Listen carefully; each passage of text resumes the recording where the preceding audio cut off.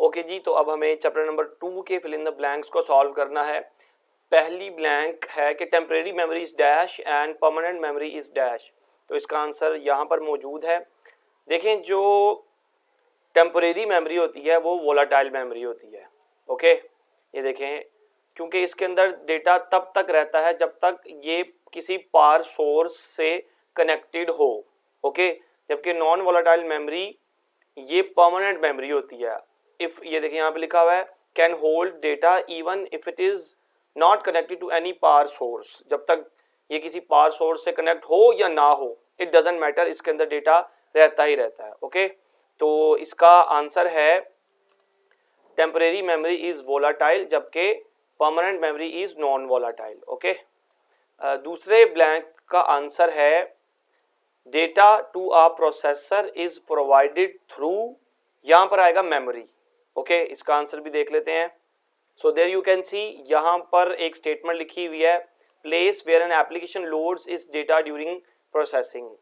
तो ये मेमोरी है जहां पर हमारा डेटा प्रोवाइड किया जाता है, मेमोरी से डेटा प्रोवाइड किया जाता है प्रोसेसर या सीपीयू तक। ठीक है, और मेमोरी का एक अल्टरनेटिव नेम भी होता है जिसको आप रैम कहते हो। So the correct answer is RAM. Okay,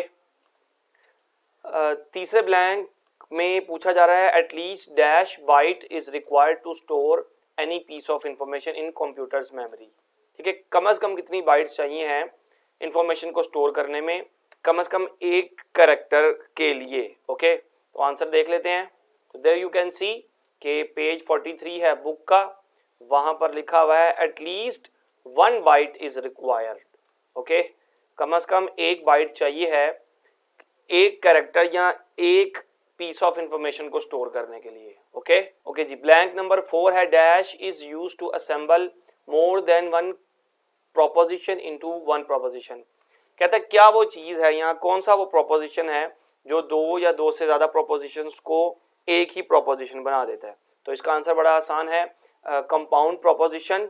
we assemble more than one proposition to make one proposition called compound proposition. ठीक है, वर्ड कंपाउंड का बजाते खुद मतलब ये होता है कि कॉम्बिनेशन, दो या दो से ज्यादा चीजों से मिली हुई शय को, ऑब्जेक्ट को कंपाउंड कहते हैं। तो जब दो प्रोपोजिशंस आपस में मिल जाएंगे तो वो कंपाउंड प्रोपोजिशन कहलाएगा। ओके, तो ब्लैंक नंबर 5 में हमसे पूछा जा रहा है कि in primary memory and secondary storage, in primary and secondary storage data is stored in the form of dash. Data किस फॉर्म में स्टोर होता है? तो आंसर देख लेते हैं। There you can see, on both primary and secondary storage, दोनों devices में हमारे पास डेटा बाइट्स की सूरत में स्टोर होता है। Okay, according to dash law there is no change. तो ये एक पर्टिकुलर लॉ की डेफिनेशन है, हम देख लेते हैं वो लॉ कौन सा है। ऑब्वियसली ये एसोसिएटिव लॉ की बात की जा रही है यहाँ पर। So there you can see, according to this law there is no change in result if a grouping or expression is change. So the answer is associative law.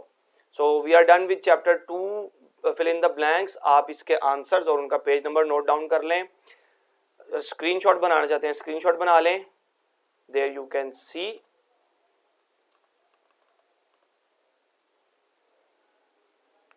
Okay जी, यहाँ पर आपको एक चीज ये भी समझनी है कि हर एक फिल इन द ब्लैंक जब मुकम्मल होंगे किसी पर्टिकुलर चैप्टर